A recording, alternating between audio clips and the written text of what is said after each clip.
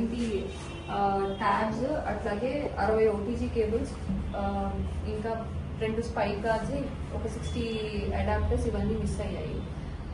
వీటికి మేము ఒక కేసు రిజిస్టర్ చేయడం జరిగింది 88/25 అనేసి. ఆ కేసు మేము 11th రిజిస్టర్ చేసాం. ఆ కేసులో ముద్దాయిని మేము ఈరోజు పట్టుకోవడం జరిగింది. 12:30 సమయంలో మేము అరెస్ట్ చేసాము అతన్ని.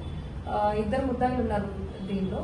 ఒక ముద్దాయి పేరు షేక్ హుసేన్ వలీ, ఇతనికి 20 years, ఇతను 1 town limits లోనే ఉంటాడు. ఇంకొక అతను మైనర్ ఉన్నారు.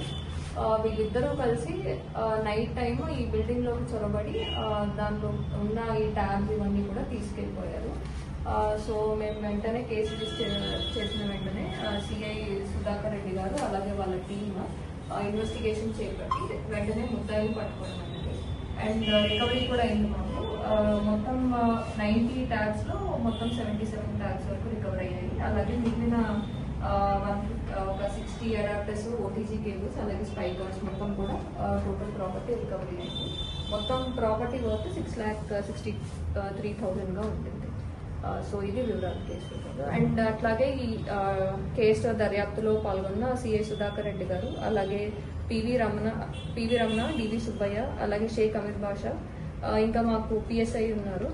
వీళ్ళందరూ కూడా చాలా మంచిగా కృషి చేసి కేసు ఛేదించడం. ఇది వివరాలు. ఇంకా